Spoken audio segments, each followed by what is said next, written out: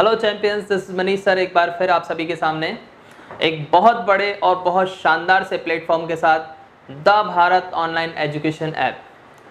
जैसा कि आप सभी के साथ रहा है, इस लॉकडाउन के दौर में हमारा मिलना जुलना नहीं हो पा रहा, क्लासेस नहीं हो पा रही, इवन हम लोग अपनी सिटीज़ से बाहर नहीं जा पा रहे। जो लोग अपने विलेजेस में हैं, गांव में हैं, अपने घर हैं, वहाँ से निकल नहीं पा रहे हैं। कई लोग क्लासेस को बड़ा मिस कर रहे हैं, बहुत ज़्यादा कह रहे हैं कि सर एग्ज़ाम्स अब वन बाय वन सारे एग्ज़ाम्स आ चुके हैं, लेकिन प्रॉब्लम यही है कि सर पढ़ाई कैसे करें, क्लासेस ओपन है नहीं। तो कोई दिक्कत नहीं है, हम लोगों ने एक बहुत शानदार सा प्लेटफॉर्म आप लोगों के लिए तैयार किया है, the Bharat online education app, जिसमें कि मैथ्स हनु सर, रीजनिंग प्रदीप सर, मैं इंग्लिश मनीष सर और भी बहुत सारे टीचर्स, पूरा का पूरा आप सबके करियर को ध्यान में रखते हुए, सारे कोर्सेज को ध्यान में रखते हुए बहुत शानदार सा हम लोग एक प्लेटफॉर्म लेकर आए हैं, जिसमें कि हम लोग आपको day to day live classes देंगे और सारी की सारी चीज़ें हम लोग आपको बताते जाएंगे। और हाँ, सभी लोग आ चुके हैं, वन बाय वन बहुत सारे लोग जुड़ते जा रहे हैं धीरे धीरे इस ऐप में। अभी जो हम लोगों का लाइव चैट का ऑप्शन रहता है, तो लाइव चैट के ऑप्शन में कमेंट शो भी होते हैं स्टूडेंट्स को और टीचर्स को, तो वो कमेंट ना लेते हुए हम लोगों ने अभी इसमें थोड़ा सा अपडेशन किया है। वो कमेंट्स केवल हम लोगों को शो होंगे, लेकिन वो अपडेशन एक आध दिन बाद हो पाएगा। तो आज मैं आपके कमेंट्स नहीं देख सकता हूँ, लेकिन कल और परसों से आप जो भी कमेंट्स होंगे, जो भी डाउट्स होंगे, वो जब भी जैसे ही पोस्ट करेंगे वो मुझ तक पहुँचेंगे और एक एक चीज़ मैं आपको क्या कर पाऊँगा, उसका आंसर दे पाऊँगा। और गाइज़, ये the Bharat online education app बहुत शानदार तरीके से, इन द सेंस कैसे कि आपकी हर एक ज़रूरत को, हर एक एग्ज़ाम्स की नीड को देखते हुए हर एक तरीके से, भले वो मैथ्स, रीजनिंग हो, इंग्लिश हो, जीएस हो, साइंस हो, हर तरीके से हम लोगों ने प्रिपेयर किया है और बहुत शानदार लाए हैं।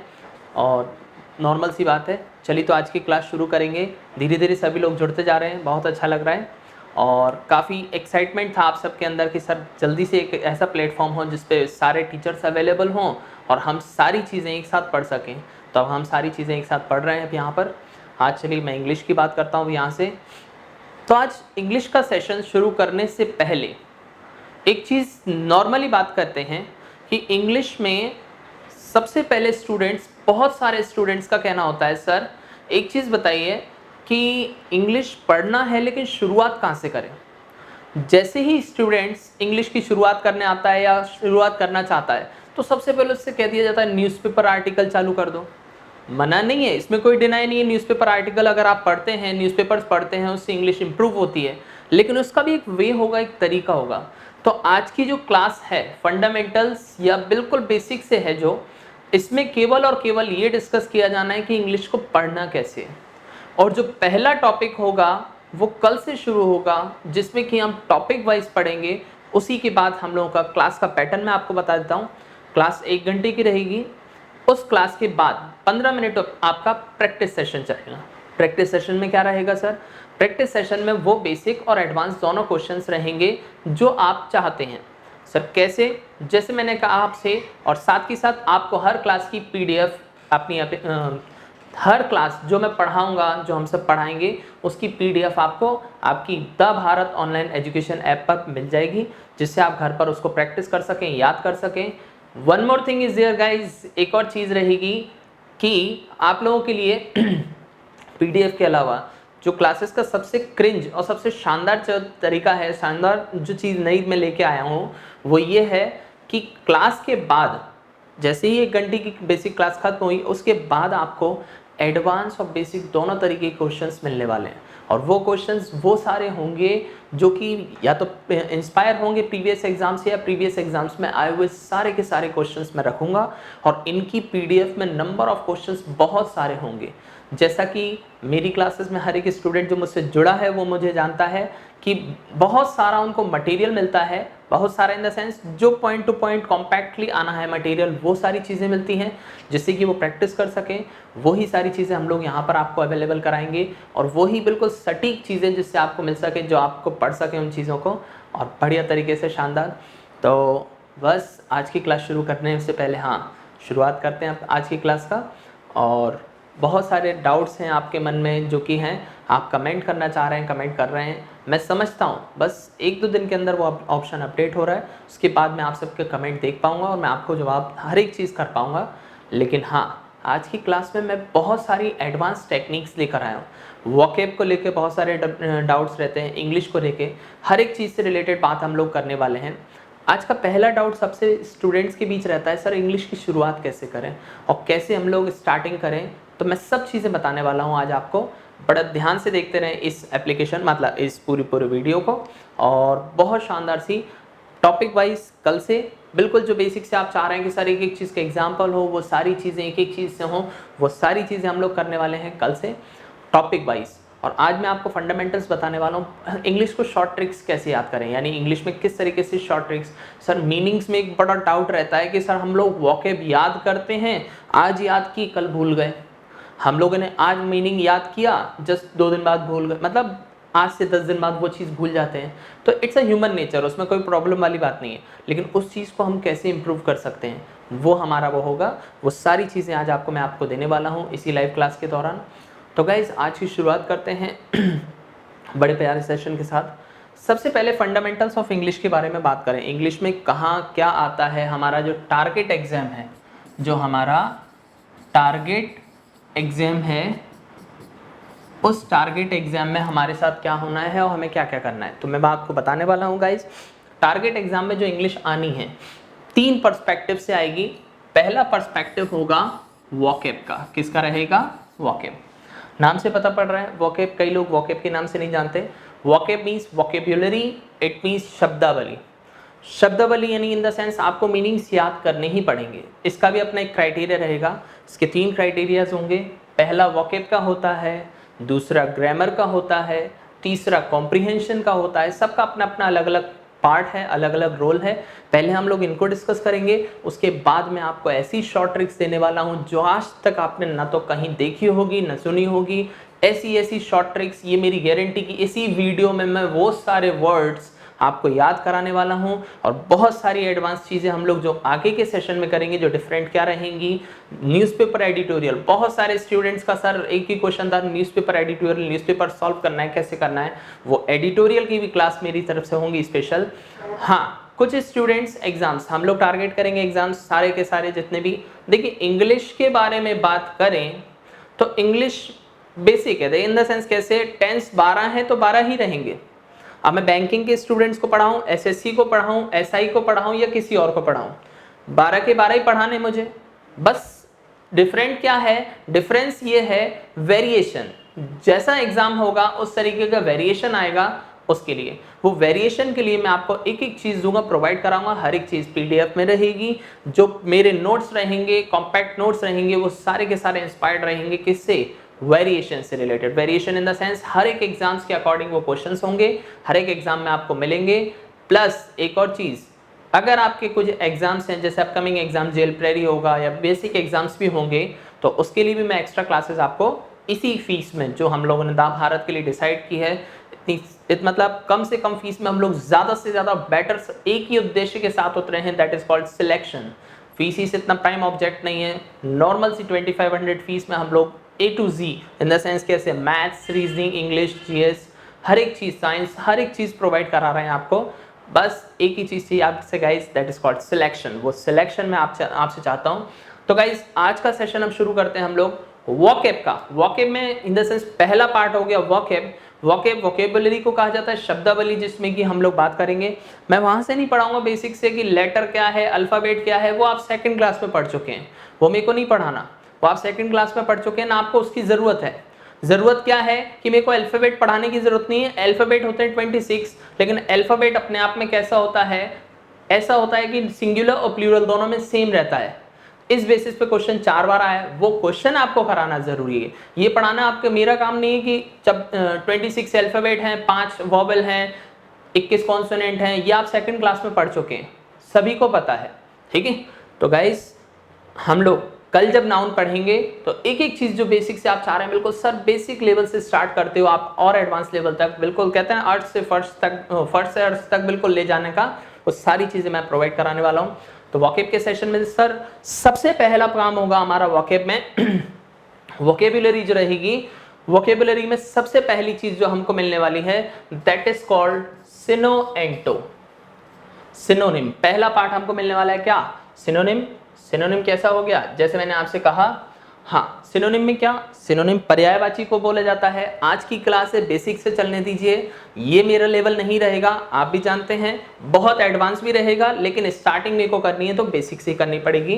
क्यों? क्योंकि वो स्टूडेंट्स भी मेरे साथ जुड़े होंगे जिनका लेवल बहुत ज़्यादा नॉर्मल होगा और वो स्टूडेंट्स भी होंगे जिनका लेवल बहुत हाइक पे होगा, लेकिन वो मैनेज मैं करूंगा, मुझे मालूम है कैसे करना है। लेकिन हाँ, बेसिक वाले स्टूडेंट्स को भी सिलेक्शन का हक है। कई स्टूडेंट्स इसी भ्रम में रहते हैं कि केवल नोट्स बनाने से सिलेक्शन होगा। नहीं, नोट्स के अलावा आपको क्या, नोट्स कहते हैं ना, नोट्स बनाने से सिलेक्शन नहीं होगा, सिलेक्शन होगा प्रैक्टिस से, सिलेक्शन होगा बेस्ट मटेरियल से, जो कि मैं कमिटेड हूं, हमारी टीम कमिटेड है आपको best material, best notes as well as best facilities देने के लिए।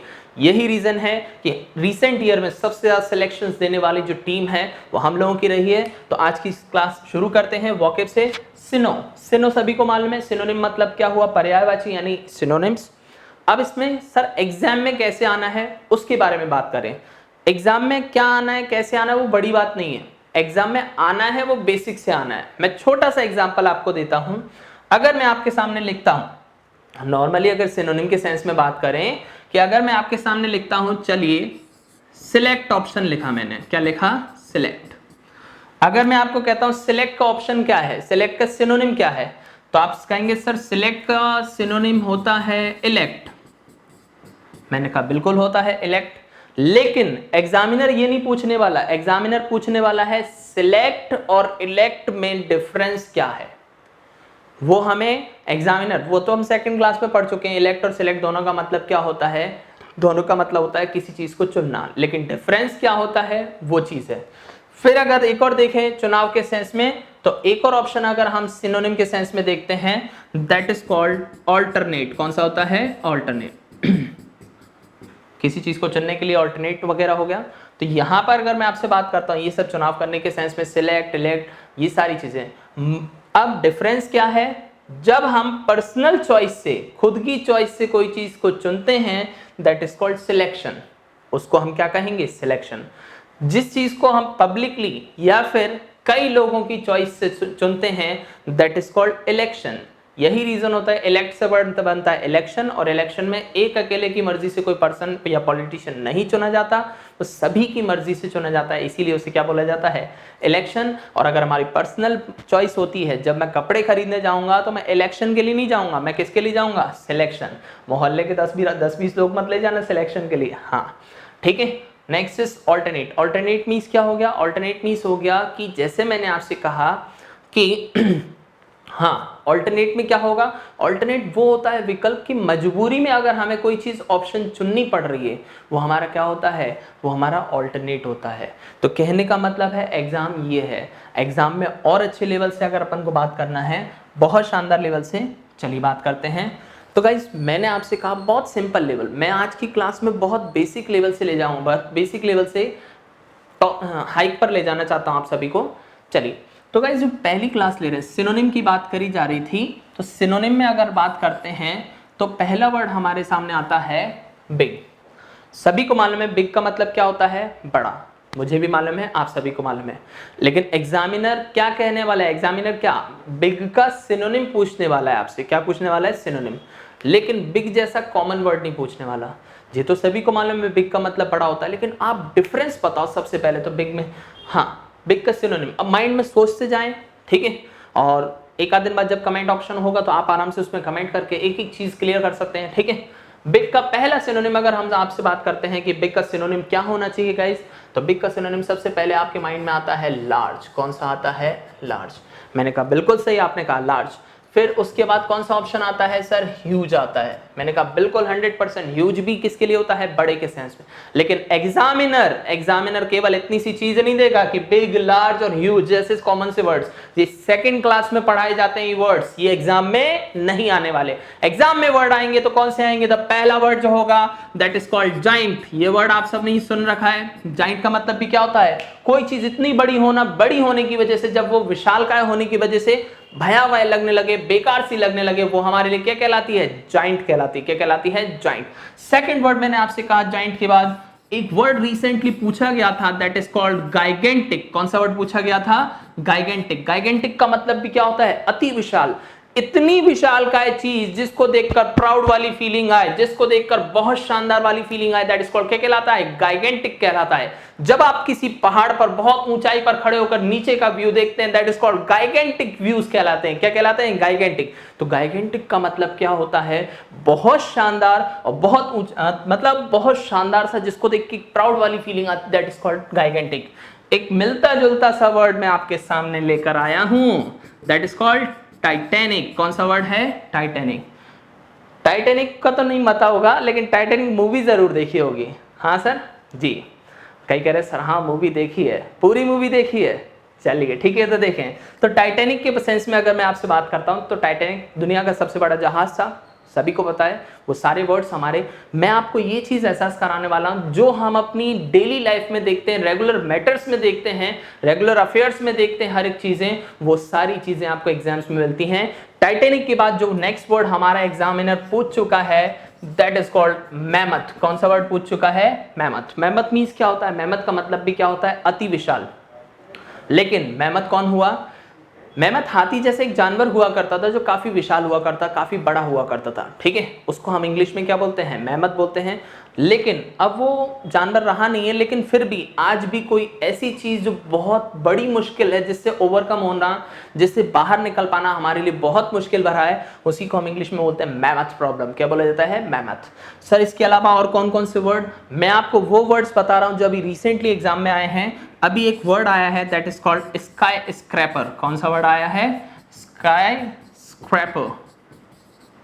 स्काई स्क्रैपर अभी रिसेंटली 2017-18 में ये वर्ड पूछा गया था। स्काई स्क्रैपर का मतलब क्या होता है? स्काई स्क्रैपर का मतलब होता है गगनचुंबी इमारतें, बहुत अति विशाल सी ऊंची इमारतों को हम इंग्लिश में क्या बोलते हैं? Sky scraper. सॉरी, जब इसका सिनोनिम पूछा गया था तो हमारा जो वर्ड था दैट इज कॉल्ड कोलोसल। कौन सा वर्ड था? कोलोसल। कोलोसल का मतलब भी क्या होता है? अति विशाल। मैं आपको ये बताना चाह रहा हूं कि आपका लेवल बड़े के सेंस में था, बिग, लार्ज और ह्यूज, लेकिन एग्जामिनर का लेवल है giant, gigantic, titanic, mammoth, skyscraper, colossal. इसके अलावा मैं आपको बताता हूं इमेंस होता है, एनॉर्मस होता है, बहुत सारे वर्ड्स होते हैं जो हमारे एग्जाम्स में पूछे गए। हमें उन पर ध्यान देना है, ना कि इन पर। केवल टाइम पास से काम नहीं चलेगा, पढ़ना होगा, लेवल से पढ़ना होगा और एक एक चीज को याद करना होगा।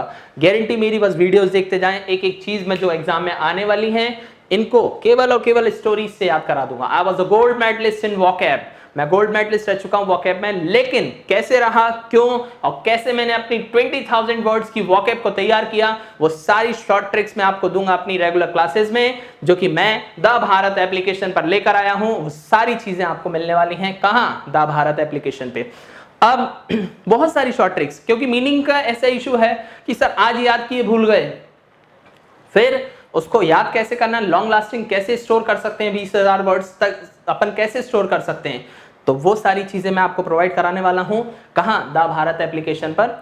वो कैसे, वो मैं आपको बताता हूं। अब जैसे मैंने आपसे कहा, अभी तो बहुत सारी शॉर्ट ट्रिक्स हैं, अभी तो कुछ भी नहीं है, ऐसी करीब 6 से 7 अलग अलग ट्रिक्स हैं, जिससे केवल और केवल वीडियो देखने से आपको वोकैब यानी वर्ड्स याद हो जाएंगे, और साथ ही साथ जो मैं वोकैब याद कराऊंगा उसके भी वेरिएशन रहेंगे। अकेला ये नहीं कि मोनोटोनस तरीके से एक ही एक चीज एक ही एक तरीके से याद कराई जाए, नहीं, हर बार जब वोकैब का होगा नया ट्रिक होगा, नया तरीका होगा, एक नई चीज नए क्रिंज के साथ होगी। प्लस बीच बीच में हम एडिटोरियल भी करेंगे, न्यूज़पेपर क्लास, न्यूज़पेपर एडिटोरियल, हम न्यूज़पेपर पढ़ेंगे बाकायदा, और जितने भी वर्ड्स उसमें निकले हुए होंगे जो प्रीवियस एग्जाम्स में आए हुए हैं, आने वाले हैं, उन सबको हम क्या करेंगे, सारी चीजें हम देखते जाएंगे। ठीक है सर? हाँ, तो गाइज ये सारे वर्ड्स थे किसके? बिग के सेंस में। ये हो गए सारे हमारे सिनोनिम।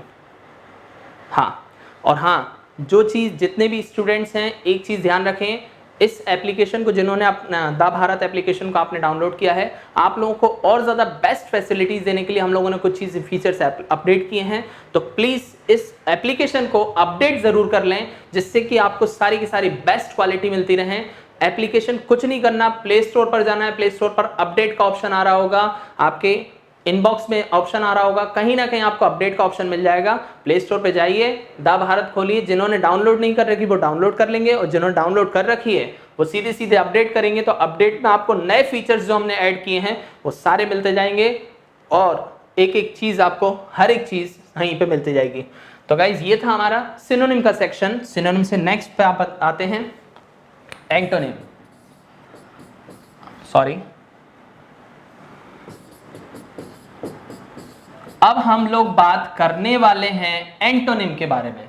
एंटोनिम क्या होता है? विलोम होता है, सभी को पता है। अब अगर एक तरफ बिग मैंने बोला था जिसका मतलब बड़ा होता है, तो इसका अपोजिट क्या होगा? स्मॉल होगा। सभी को मालूम है स्मॉल होगा, लेकिन एग्जामिनर स्मॉल कभी नहीं पूछने वाला। एग्जामिनर पूछने वाला है तो क्या? इसके और शानदार से वर्ड। क्या आप सोच सकते हैं? पहले सोचिए मन में और कमेंट करेंगे हम लोग एक आध दिन बाद। हाँ, इसमें आप मेरे को बताते जाएं स्मॉल के साथ स्मॉल के और कौन कौन से वर्ड्स होते हैं। पहला वर्ड आपके माइंड में चल रहा है जो मेरे को अभी समझ में आ रहा है, दैट इज कॉल्ड क्या कहलाएगा? मिनी कहलाएगा। लेकिन मिनी और स्मॉल जैसे वर्ड एग्जाम में आएंगे नहीं। एग्जाम में आएगा तो कौन सा वर्ड आएगा? अभी रिसेंटली 1-2 साल पहले एक वर्ड आया है, दैट इज कॉल्ड माइन्यूट। कौन सा वर्ड आया है? माइन्यूट। माइन्यूट का मतलब भी क्या होता है? अति सूक्ष्म, बहुत ज्यादा छोटा जो होता है उसी को हम इंग्लिश में बोलते हैं माइन्यूट। माइन्यूट डिटेल्स होती हैं, एक एक चीज की सूक्ष्म जानकारी जैसे कहा जाता है, माइन्यूट कहा जाता है। और यही चीज हमारे जब सिनोनिम में पूछी गई थी, that is called subtle. Subtle हमारे 3 बार एग्जाम में आ चुका है। सबटल का मतलब भी क्या होता है?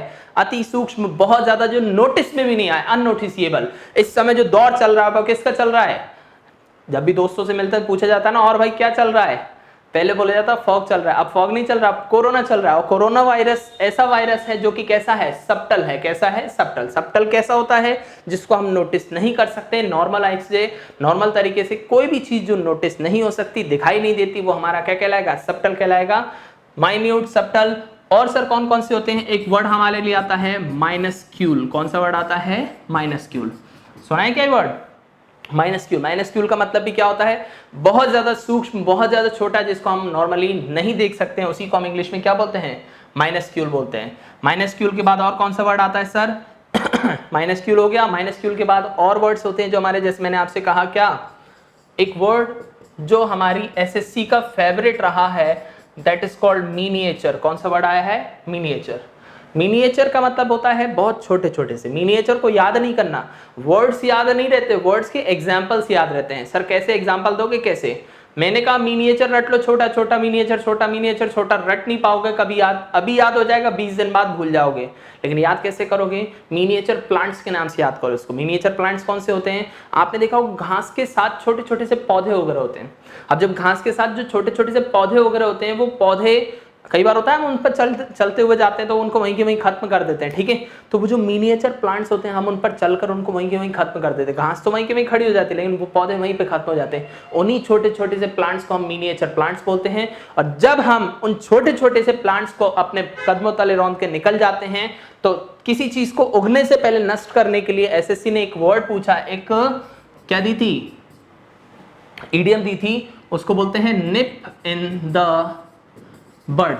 निप इन द बड का मतलब क्या होता है? निप इन द बड का मतलब भी होता है कि कोई चीज उगने से पहले नष्ट कर देना। कोई आंदोलन है, कोई भी पर्सन, कोई भी चीज जो उगने से पहले नष्ट कर दी जाती है, दबा दी जाती है, उसी को हम इंग्लिश में क्या बोलते हैं? निप इन द बड बोलते हैं। तो गाइज ये सब थे, बहुत सारे वर्ड्स हैं। इसमें भी बहुत सारे वर्ड्स हैं जो मैं अभी डिस्कस नहीं कर रहा हूँ। This is my first class. केवल मैं इंट्रो के लिए हूँ, केवल और केवल बातचीत करने के लिए हूँ। आज हम लोग वो देखने वाले हैं जो हम लोग गलतियाँ करते हैं, जहाँ हम लोग मिस्टेक्स किया करते हैं, वो सारी चीज़ें हम लोग देखने वाले, यहाँ पर इस चीज़ को देखने के लिए आए।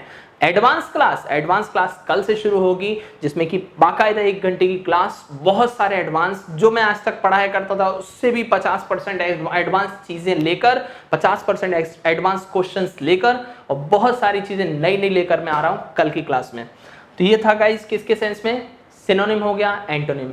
पर्याय हमने क्या सीखा? वोकैब का पहला पार्ट था सिनोनिम्स, पर्यायवाची। दूसरा पार्ट था एंटोनिम, विपरीत।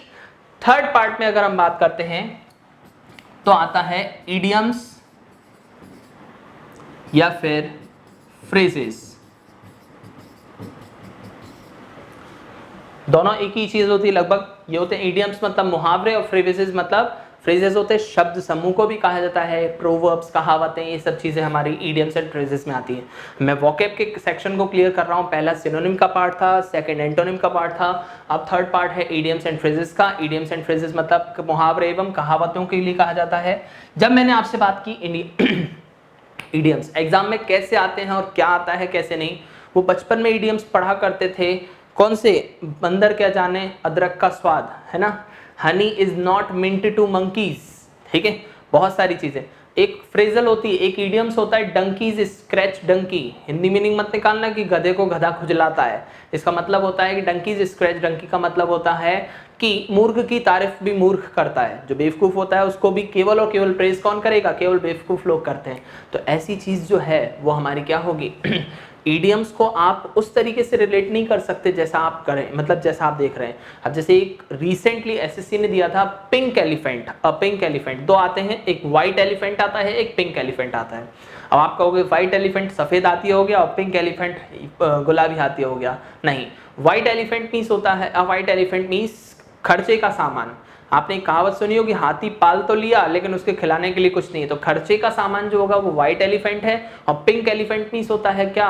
बहुत ज़्यादा, मतलब जब नशे की हालत में कुछ का कुछ दिखता है उसी को हम सी पिंक एलिफेंट्स कहा जाता है। क्या कहा जाता है? सी पिंक एलिफेंट। नशे की हालत में कुछ का कुछ होता है। कुछ होते हैं ना जो सोमरस 7 बजती मन मंदिर की घंटियां बजने लगती हैं, पहुंचते एक मंदिर से, वहां से थोड़ा सा चरणामृत पीकर आते हैं ना झूमते हुए से, तो उनको कुछ का कुछ नजर आ रहा होता है, सिचुएशन कुछ इधर उधर की हो रही है, तो वो सारी सिचुएशन पिंक एलिफेंट में आती है। ये हमारी ईडियम्स हैं। ईडियम्स का थोड़ा सा रेशियो आजकल कम हुआ है। ईडियम्स की जगह आजकल आता है फ्रेजेस। फ्रेजेस का मतलब होता है शब्द समूह। सर कैसे? चलिए मैं आपको छोटा सा क्लियर करता हूं।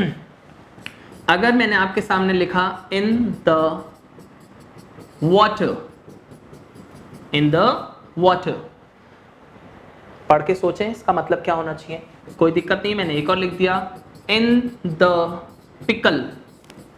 जहां तक माइंड लग रहा है तो सर इन द वाटर का मतलब होगा पानी में और इन द पिकल का मतलब होगा अचार में।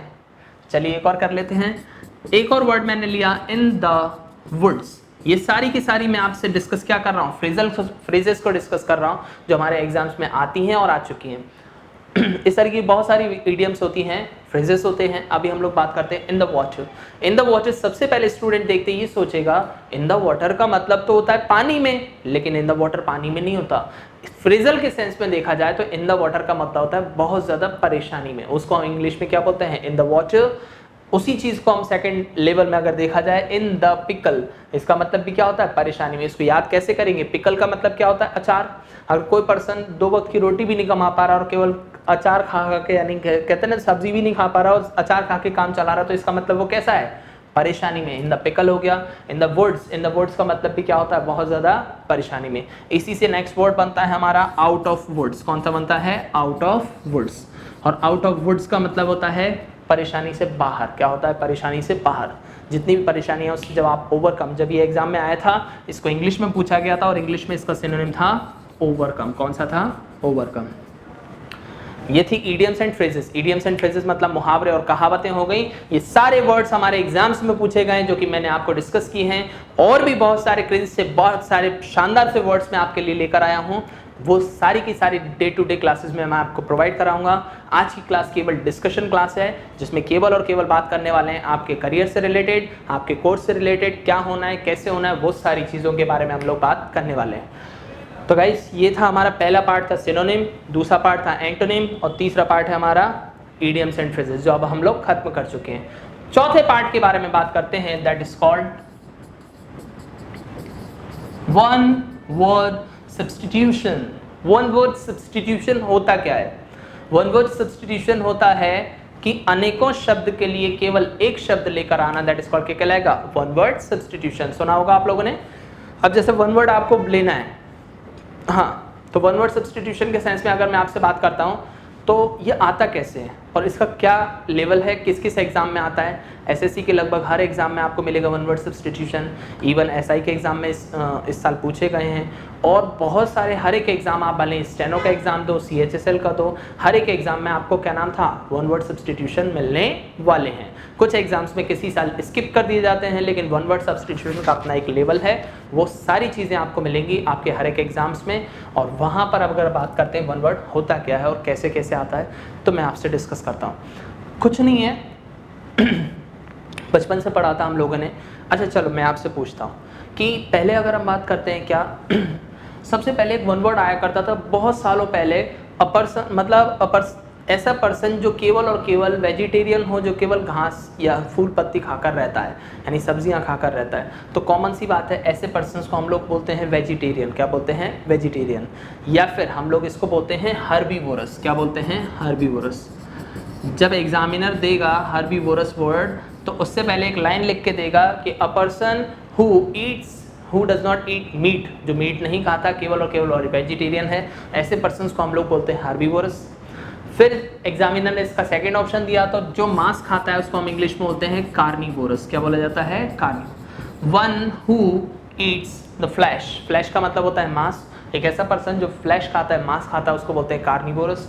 हर्बीवोरस हो गया। ये सब वर्ड्स आपने पढ़े हैं, अब एग्जाम में क्या आना है वो मैं आपसे डिस्कस करने वाला हूँ।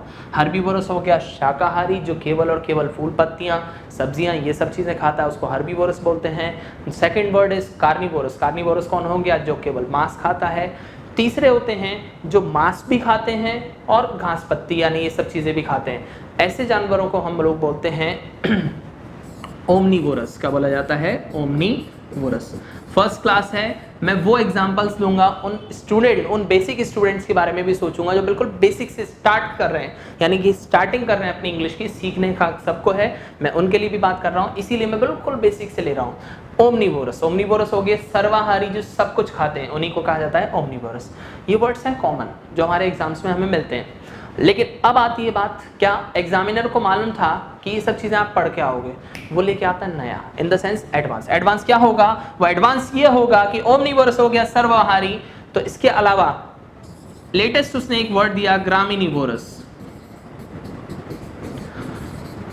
कुछ स्टूडेंट्स को पता नहीं था ये वर्ड क्या होता है। नॉर्मली अगर देखा जाए तो मैं आपसे बोलता हूं one who lives on the grass, एक ऐसा जानवर, ऐसे animals that lives only on grass, ऐसे जानवर जो केवल घास खाते हैं, उनको कभी भी हर्बीवोरस नहीं बोला जाएगा, उन्हें बोला जाएगा ग्रामिनीवोरस। क्या बोला जाएगा? ग्रामिनी। हर्बीवोरस हम हैं इंसान जो केवल घास नहीं खाते, हम लोग क्या बोलते हैं सब्जियां वगैरह ये सब चीजें खाते, दैट क्या लगेगा? हर्बीवोरस कहलाएगा। एग्जामिनर जानता है आप ये पढ़ के आओगे, उसने ये भी नहीं, इसको हटाया उसने, फिर एक नया वर्ड लेके आया कैनिबल। कौन सा लेके आया? कैनिबल। कैनिबल का मतलब भी क्या होता है? मांसाहारी होता है। फिर एक और नया वर्ड लेके आया स्कैवेंजर। स्कैवेंजर का मतलब भी क्या होता है? मांसाहारी होता है। नेक्स्ट वर्ड लेके आया था वो अपना कार्निवोरस। कार्निवोरस का मतलब भी क्या होता है? मांसाहारी होता है। ये तीनों का ही वर्ड जब मांसाहारी होता है, सर एग्जाम में हम लोग समझेंगे कैसे, डिफरेंस क्या है, तीनों को समझाना कैसे है। चलिए, कार्निवोरस में समझा चुका हूँ, ऐसा पर्सन या ऐसे जानवर जो मांस पर जीवित रहते हैं, यानी मांस खाकर जिंदा रहते हैं, उन्हीं को हम इंग्लिश में बोलते हैं carnivorous, one who eats the flash. लेकिन जब ये चीज फ्लैश की जगह लिखा है कि one who eats human flesh या one who lives on human flesh, एक ऐसा जानवर जो केवल इंसानी मांस खाता है, उसको हम इंग्लिश में बोलते हैं कैनिबल। क्या बोला जाता है? कैनिबल। कैनिबल वो होते हैं जो केवल इंसानी मांस खाते हैं और इंसानी मांस पर जीवित रहते हैं, उन्हीं को हम इंग्लिश में बोलते हैं कैनिबल बोला जाता है। Next is scavengers. स्कैवेंजर्स कौन होते हैं? मरे हुए जानवरों को। कार्निवोरस होता है, शिकार करके खाएगा, कैसे भी खाएगा, लेकिन स्कैवेंजर्स हमेशा हमेशा कैसे होते हैं? मरे हुए जानवर, किसी और ने मारा और उस मरे हुए जानवर को, जैसे गिद्ध वगैरह ये सब हुए, तो वो हमारे क्या कहलाएंगे? स्कैवेंजर्स कहलाएंगे, और कार्निवोरस सिंपल कहलाएंगे। तो ये सारे वर्ड्स किसके सेंस में है? One words. एग्जामिनर अपडेट होता जा रहा है, वो देखता जा रहा है, आप ये सब चीजें बेसिक पढ़ के आए। और इसी चीज से मरने से संबंधित अगर मैं आपसे बात करता हूं, तो मरने के लिए उसने बहुत सारे वर्ड्स लिए। अगर इंसान का शरीर होता है तो इंग्लिश में क्या बोलते हैं? उसको कॉर्प्स बोलते हैं। क्या बोलते हैं? कॉर्प्स। ठीक है, यही अगर जानवर का मनुष्य शरीर होगा उसे क्या बोलते हैं, उसे बोलते हैं सार्कस। क्या बोला जाता है, सार्कस। एग्जामिनर जानता है ये बच्चों जैसे वर्ड्स आप पढ़े आए हैं, ये पहले के एग्जाम्स में वो दे चुका है, उसने नए नए वर्ड्स लिए कि कौन सा इंसानी मांस को खाने वाला जो सॉरी कॉर्प्स, मनुष्य का मृत शरीर हो गया तो कॉर्प्स हो गया, जानवर का मृत शरीर हो गया तो क्या कहलाएगा, सार्कस कहलाएगा। अगर डेड बॉडी को रखने की जगह होगी तो उसको क्या कहेंगे, उसको कहेंगे मॉर्चुरी कहेंगे। ये ऐसे वन वर्ड्स मैं आपको बता रहा हूं जो कि रिसेंटली बहुत ज्यादा आए हैं एग्जाम में, उन्हीं को हम ध्यान रखेंगे। मॉर्चुरी का मतलब भी क्या होता है, इंसान जहां पर डेड बॉडीज रखी जाती है, a place where dead bodies are kept that is called mortuary. और अगर डेड बॉडी का परीक्षण करने की बात करते हैं तो उसको हम इंग्लिश में बोलते हैं पोस्टमार्टम। क्या बोला जाता है, पोस्टमार्टम। पोस्टमार्टम सभी को मालूम था, पोस्टमार्टम डेड बॉडी के परीक्षण को कहा जाता है पोस्टमार्टम, ये सभी को मालूम था। उसने इससे एक नया वर्ड निकाला, ऑटोप्सी। कौन सा वर्ड निकाला, autopsy.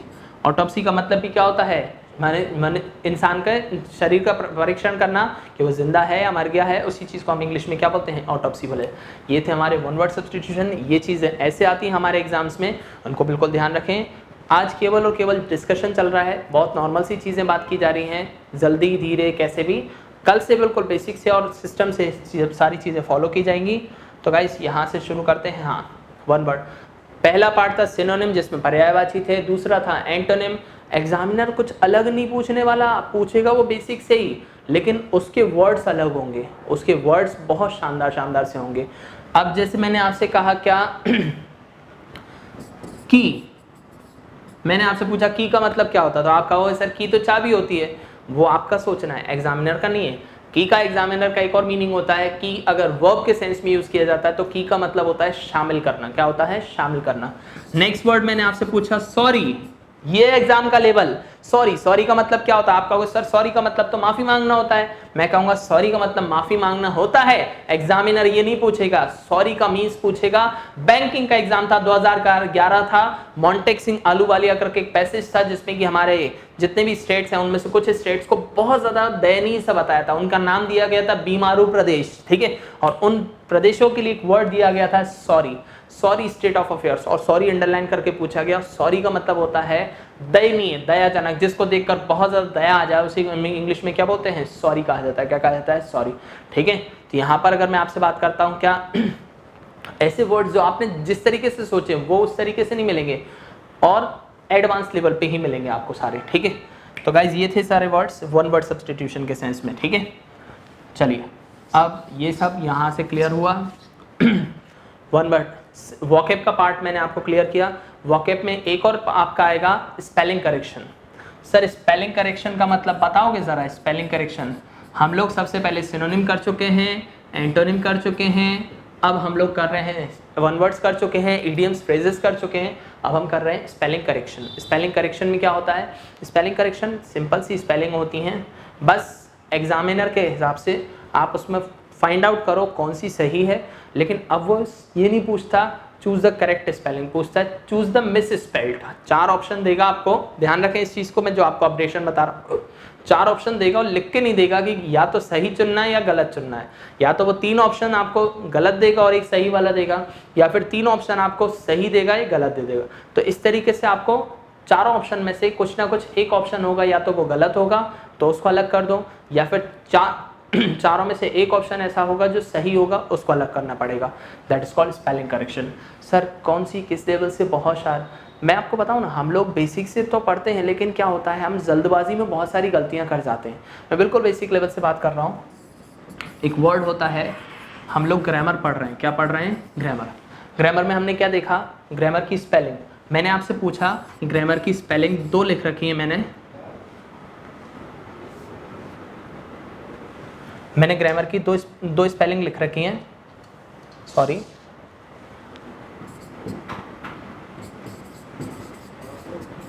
What should be the right answer according to you, आपके हिसाब से दोनों में से कौन सी ग्रामर की स्पेलिंग सही होनी चाहिए, फर्स्ट वन की सेकंड वन।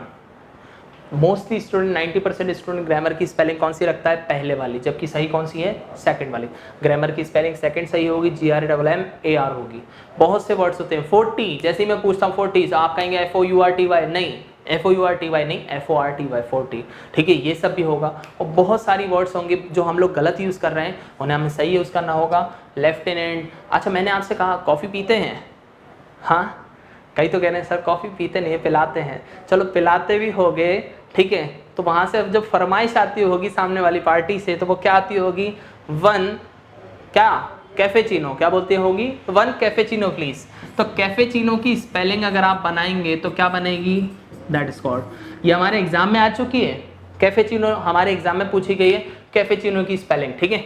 जबकि कैफेचिनो की स्पेलिंग यही है, वो सॉरी प्रोनाउंसिएशन कैफेचिनो है, लेकिन इसकी स्पेलिंग जो होती है दैट इज कॉल्ड कैप्यूचिनो। डिफरेंट होगी, स्पेलिंग डबल पी से होगी ना कि डबल एफ से होगी। इट्स नॉट कैफेचिनो, स्पेलिंग ये वाली गलत है। अगर आप ये बोलते हैं सही कौन सी होगी, ये वाली होगी, इसको कैफेचिनो पढ़ा जाएगा, कैप्यूचिनो नहीं पढ़ा जाएगा। आपने एक वर्ड सुना होगा मोजितो, हाँ नहीं, मोजिटो वर्जिन मोजिटो, कई जाते हो क्या सॉफ्ट ड्रिंक ऑर्डर करने के लिए, ठीक है। तो वो मोजिटो अगर बोल दिया ना तो बेइज्जती हो जाएगी, समझ रहे हैं बात को, ठीक है। तो वहाँ पे आप मोजिटो नहीं बोलेंगे, क्या बोलेंगे, मोहितो, ठीक है। वर्जिन मोहितो, मोहितो बोला जाता है। It's not onion, it's onion. मैं सर इन प्रोनाउंसिएशन का क्या मैटर, हम लोग कंपटीशन में एग्जाम देने वाले हैं। देखिएगा इंग्लिश एक ऐसा सब्जेक्ट है जो आपका स्टैंडर्ड क्रिएट करती है। इंग्लिश के बेसिस पे ही आपको जज किया जाता है कि आपकी पर्सनैलिटी क्या है, आप किस तरीके के पर्सन हो। इंटरव्यू में बहुत हेल्प करने वाला सब्जेक्ट वो कौन सा है, इंग्लिश। सिलेक्शन, एग्जाम को क्वालिफाई कराना, सिलेक्शन कराना सारे सब्जेक्ट का काम है, लेकिन सिलेक्शन में जो 4 चांद लगाने वाला जो सब्जेक्ट होगा वो होगा इंग्लिश, भले वो इंटरव्यू के पर्सपेक्टिव से हो या डेस्क्रिप्टिव के पर्सपेक्टिव से। कई स्टूडेंट सोचता है यार इंग्लिश तो नॉर्मली करते हैं, आगे काम कहीं ना कहीं आपको आनी है, क्योंकि आपने प्री निकाला, मेंस निकाला, जैसे ही फाइनल सिलेक्शन की बात होगी या तो इंटरव्यू का सेशन होगा या फिर डिस्क्रिप्टिव का सेशन, और दोनों के दोनों सेशन किस में होंगे, इंग्लिश में होंगे। तो आप चाहें, अब कई लोग कहेंगे सर हिंदी में लिख सकते हैं ना डिस्क्रिप्टिव, मैं मानता हूँ हिंदी में लिख सकते हैं, लेकिन क्या होता है कि आप आने वाले समय के इतने बड़े अधिकारी हो, तो जो सिलेक्शन कमेटी है वो उम्मीद करती है कि आपको इंग्लिश आनी चाहिए। इसीलिए जो मोस्टली सिलेक्शन होते हैं वो इंग्लिश डिस्क्रिप्शन से होंगे, इंग्लिश इंटरव्यू से होते हैं, यही रीज़न है। तो आपको ना चाहते हो भी या चाहते हो भी इंग्लिश को अपना प्लस पॉइंट बनाना होगा। सारे सब्जेक्ट्स पढ़ने हैं, लेकिन इंग्लिश को, मैं उन लोगों की बात कर रहा हूँ जो लोग ये सोच के चलते हैं कि केवल इंग्लिश को क्वालिफाइंग करेंगे, इंग्लिश नॉर्मल है।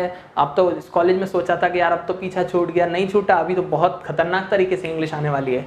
तो गाइज ये था अपना ग्रामर, कैफेचिनो वगैरह, ये सब स्पेलिंग करेक्शन का पार्ट होता है। जल्दी जल्दी से अब नेक्स्ट वाले पार्ट पे आते हैं। ये हमारा वॉकेब का सेक्शन हुआ, इसमें सारी चीज़ें मैंने आपसे डिस्कस की। अब सेकेंड पार्ट आता है हमारा ग्रामर का। स्पेलिंग मन में सोच लो थोड़ी सी, ER AR, हाँ ग्रामर का मतलब, ग्रामर में क्या क्या आने वाला है। ग्रामर के गिने चुने पार्ट्स ऑफ स्पीच के कुछ टॉपिक्स होते हैं, noun, pronoun, adjective, adverb, preposition, it's not preposition it's preposition, ठीक है। और कौन कौन से बहुत सारे पार्ट्स होने वाले हैं, प्रीपोजिशन, एडवर्ब और बहुत सारे इंटरजेक्शन, हर एक तरीके के पार्ट जो होंगे वो सारी चीज़ें हम लोग इसमें पढ़ने वाले हैं। एक एक चीज़, आर्टिकल, डिटर्मिनर्स, हर एक चीज़ हम लोग पढ़ने वाले हैं ग्रामर के, 1 बाय 1। सर पढ़ाने का तरीका क्या रहेगा आपका, नेक्स्ट जो टॉपिक होगा, सबसे पहले इंग्लिश की शुरुआत, हिंदी की शुरुआत वर्णमाला से, मैथ्स की शुरुआत नंबर सिस्टम से। इन द सेम सेंस अगर मैं आपसे बात करता हूं तो इंग्लिश की शुरुआत होती है नाउन से, जो कि मैं कल सर पढ़ाने वाला हूं।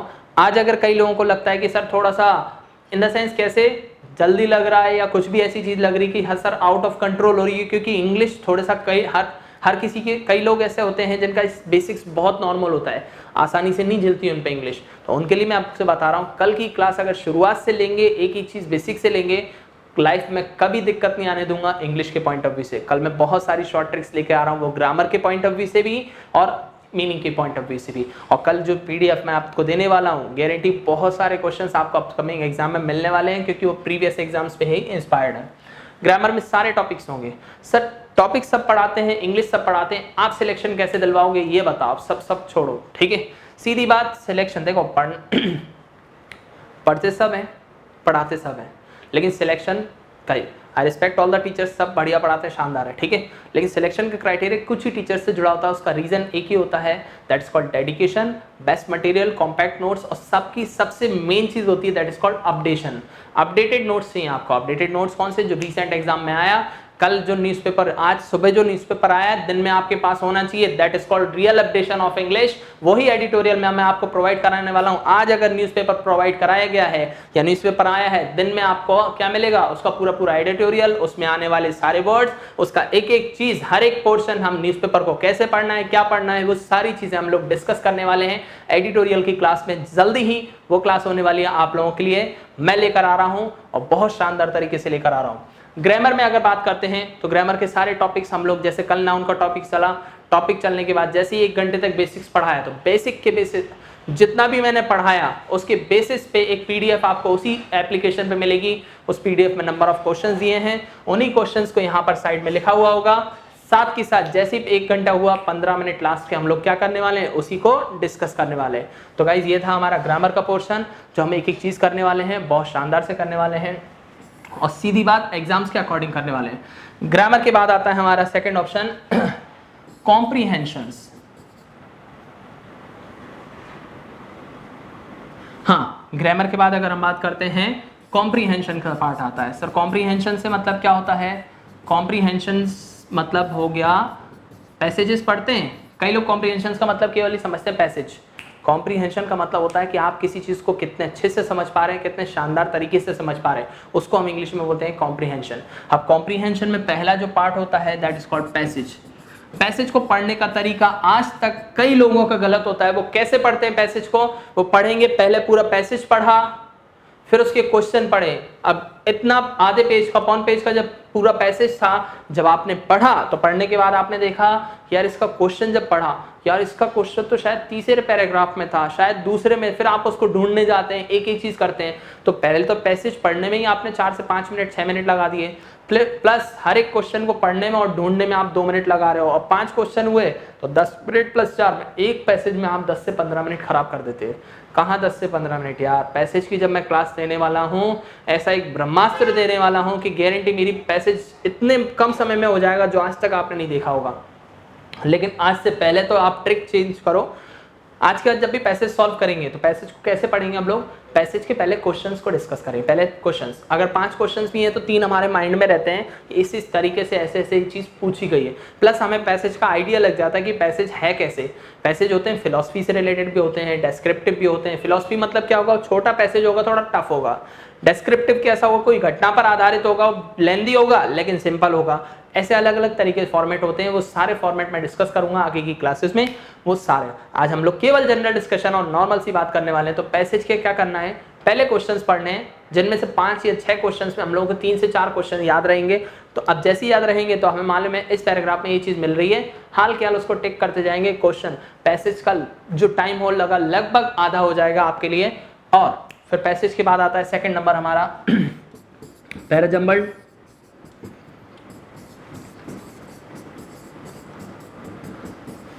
पैराजंबल्ड समझते हैं, कई अलग अलग पैराग्राफ्स होते हैं, उनको सेट करना होता है कि कहाँ कैसे, इन द सेंस कैसे PQRS पढ़ा है ना आपने, ठीक है। पैराजंबल्ड, हाँ, तो इसी तरीके से जो पैराग्राफ्स होते हैं उनको हम इंग्लिश में पैराजंबल्ड बोलते हैं, ठीक है। और रीअरेंजमेंट कैसे बोलते हैं? एक अकेले पैराग्राफ को जब छोटे छोटे सेंटेंसेस में डिवाइड किया जाता है वो रीअरेंजमेंट कहलाएगा। है दोनों का पैटर्न सेम, लेकिन अगर अलग अलग 3-3, 4-4 लाइन के पैराग्राफ्स हैं, उनको अगर आपको सेट करना है वो पैराजंबल्ड कहलाएगा। इसकी भी पूरी शॉर्ट ट्रिक्स, जहाँ रीअरेंजमेंट लाइफ में आपने कहीं भी आप सर्च करें, अगर लाइफ में कभी आज को किसी टीचर ने आज तक रीअरेंजमेंट की शॉर्ट ट्रिक नहीं दी, जस्ट वेट फॉर मी, जल्दी ही मैं आपको रीअरेंजमेंट की बहुत शानदार सी शॉर्ट ट्रिक देने वाला हूँ। किसी बहुत से सेट ही नहीं होते, PQRS सर हमेशा गलत होता है, हमेशा 5 में से जितने भी आते हैं 3 या 4 में से हमारे हमेशा 1-2 गलत ही जाते हैं। गारंटी मेरी एक भी गलत नहीं होने दूंगा। बस just wait for this class. सारी क्लासेस में बीच बीच में बहुत सारी मैराथन क्लासेस एक्स्ट्रा लेने वाला हूँ जो बहुत स्पेशल रहेंगी आप लोगों के लिए।